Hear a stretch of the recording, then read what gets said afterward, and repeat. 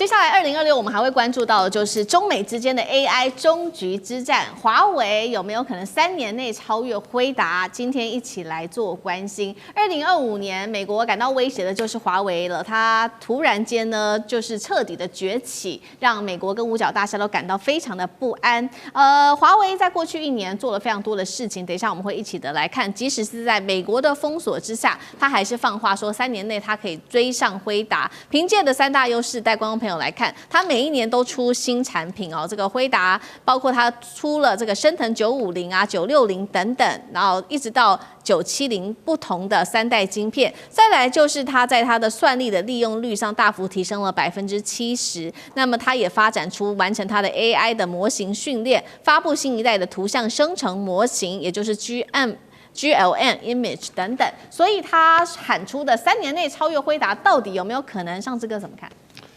華為這家公司很有趣，2025年大家還是看到它的厲害。我回想起當時2024年初的時候，我在做這個政論評論的時候，我就說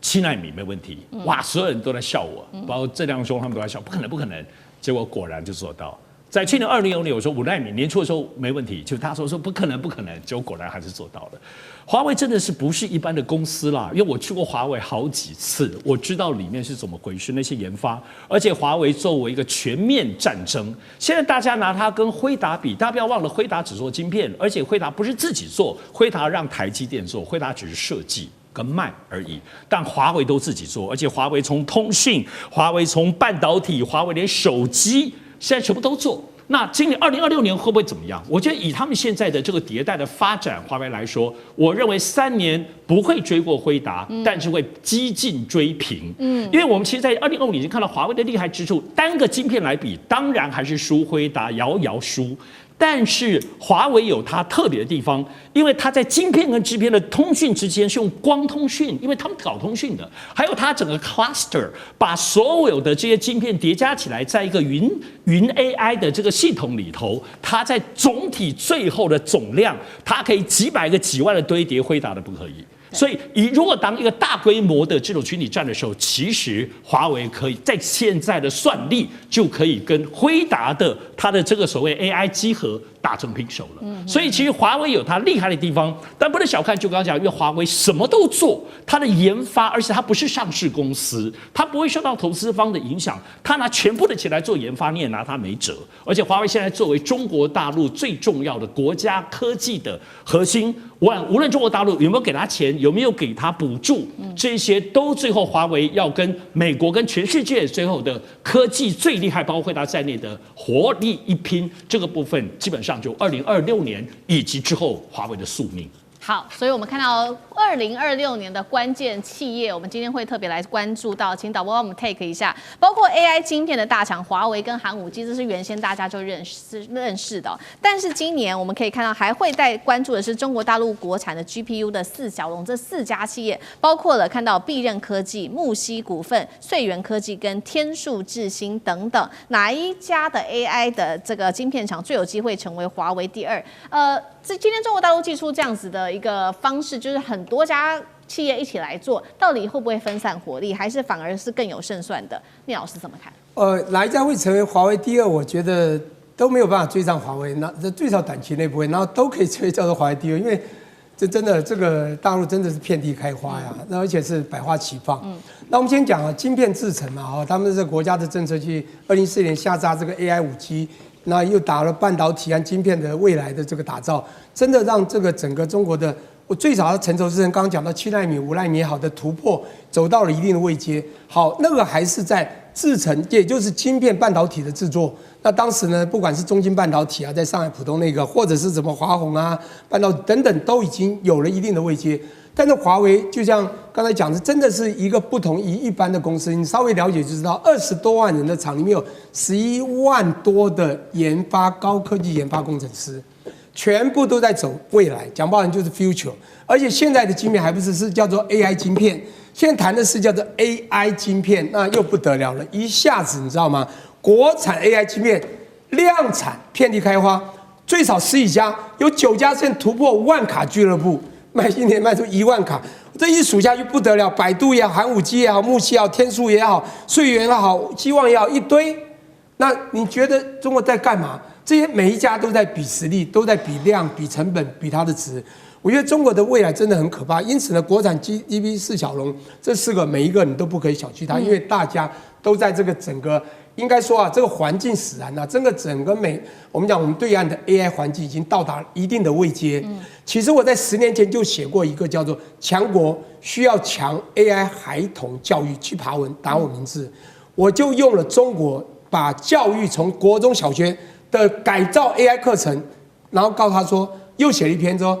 看中國科技的領先來對台灣省思。台灣的前瞻計劃在做什麼？都在前瞻計劃的時候，我說你要知道，這個是環境使然，從教育百年教育使然，整個國家小孩子到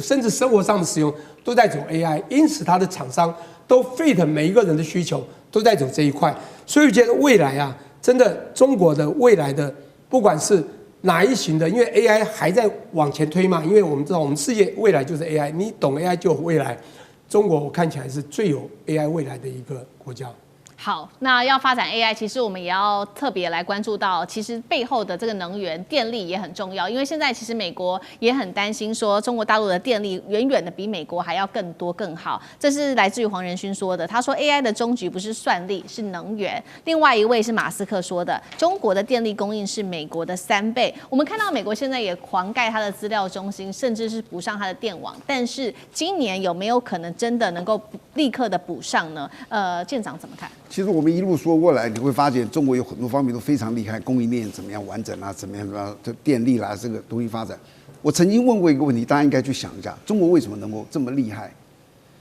就好像我問過一個非常高階的長官說，為什麼北韓這樣的國家都可以造潛艦，台灣造不出來？他回答了我一句話，覺得大家都可以去想，好，因為我們有美國這個朋友。所以你就會一直期望着美國是不是哪天能夠幫我們來造這潛艦？結果他不幫你就沒辦法。你有沒有想過，中國從30年前開始就決定要發展這個經濟，全面去擴展這些工業的時候，他能指望誰？因為你要指望的是一個先進國家，美國啊、日本啊、歐美啊、法國啊、德國，對不對？這些國家可能幫助中國人嗎？所以他從開始的時候他就決定了，所有的東西我要自己來。所以你就看到他的所有的供應鏈都是非常完整的。這是我覺得他今天成功的一個很重要的原因。至於說電力哦，你知道我以前還真的沒有研究過電力是這麼複雜的東西，我現在才知道。你要造個核電廠，你知道多複雜？因為核電廠你知道在海邊，不是在那裡那個附近用，它要運到一個城市，這一路過去，你知道全是基建吶，那高壓電一路送過去。中國這些都非常之厲害，可是美國很多這些都沒有。然後中國的執行力啊，我有一次聽我們一個同學在大陸在工作，他說。有一次，中國大陸要準備建一條高速這個公路，要橫跨5個省，他就把5個省的這個負責建的人領導拿過來，拿出一個圖，每人交你一張，你們回去啊，就照這樣子去做，大家回去就開始徵地這樣子畫。在一個民主國家，你根本不可能。你的徵地，你的環保，光是一個好比說我們說輸電系統在海邊的是一個核電輸送，然後這樣一路過來的時候，你要經過4個州，你知道這4個州在美國都要環保啊。都要抗議啊！你為什麼走過我這裡？說他的執行力開始很弱，然後大家各有這種不同的想法，這就是為什麼像現在中國所有的這一切，他都說從開始發展就是我一切靠我自己。